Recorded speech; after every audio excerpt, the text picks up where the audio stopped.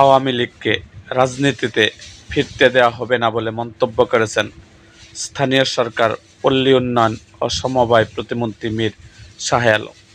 তিনি বলেছেন, সামাজিক যোগাযোগ মাধ্যমে বিভ্রান্তি ছড়িয়ে জনগণের দৃষ্টি অন্যদিকে সরিয়ে আওয়ামী লীগকে আবার রাজনৈতিকভাবে সক্রিয় হওয়ার অপচেষ্টা চালাতে পারে। এ বিষয়ে সবাইকে সতর্ক থাকতে হবে। তাদের আর বাংলাদেশের রাজনীতিতে ফিরতে দেওয়া হবে না। আজ বৃহস্পতিবার 18 জুন বগুড়ার শহীদ জিয়াউর রহমান শিশু হাসপাতালের বহির্বিভাগ ও আন্তঃবিভাগের কার্যক্রম উদ্বোধন অনুষ্ঠানের প্রধান অতিথির বক্তব্যে তিনি এসব কথা বলেন। প্রতিমন্ত্রী বলেন, আগামী 23 জুন আওয়ামী লীগের প্রতিষ্ঠাবার্ষিকীকে কেন্দ্র করে সামাজিক যোগাযোগ মাধ্যমে বিভ্রান্ত ছড়ানো হচ্ছে। কিছু গোষ্ঠীর স্বৈরাচারকে পুনর্বাসনের উদ্দেশ্যে পরিকল্পিতভাবে অপপ্রচার চালাচ্ছে। এ ধরনের অপচেষ্টা রুখতে সবাইকে সজাগ ও ঐক্যবদ্ধ থাকতে হবে। চিকিৎসা সেবার সুখবর দিয়ে তিনি বলেন, শহীদ জিয়াউর রহমান শিশু হাসপাতালের পরিকল্পিত 6তলা ভবনকে 8 তলায় উন্নীত করার উদ্যোগ নেওয়া হয়েছে।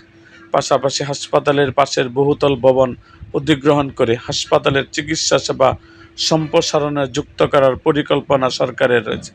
অনুষ্ঠানে বগুড়া 6 আসনের সংসদ সদস্য ও জেলা বিএনপির সভাপতি রেজাউল করিম বাদশা এমপি সভাপতিত্বে স্বাস্থ্য ও পরিবার কল্যাণ মন্ত্রণালয়ের সচিব কামরুজ্জামান চৌধুরী, বগুড়া 4 আসনের সংসদ সদস্য ও জেলা বিএনপির সাধারণ সম্পাদক মুশাররফ হোসেন, বিএনপির চেয়ারপারসনের উপদেষ্টা AK মাহবুবুর রহমান, বগুড়া সিটি কর্পোরেশনের প্রশাসক MR ইসলাম স্বাধীন ও বগুড়া জেলা পরিষদের প্রশাসক এহসানুল তৈয়ব জাকির প্রমুখ উপস্থিত ছিলেন। আয়োজকরা জানান, দিনব্যাপী কর্মসূচির অংশ হিসাবে সাধারণ মানুষের জন্য বিনামূল্যে হৃদরোগ বিষয়ে চিকিৎসা পরামর্শ প্রদান করা হয়। একই সঙ্গে হৃদরোগ প্রতিরোধে জনসচেতনতা বৃদ্ধির লক্ষ্যে একটি আলোচনা সভারও আয়োজন করা হয়। এরকম আরও ভিডিও পেতে আমাদের মুক্তাগাছার ইতিহাস মিডিয়া ইউটিউব চ্যানেলটিকে সাবস্ক্রাইব করুন এবং পাশে থাকা বেল আইকনটি বাজিয়ে দিন।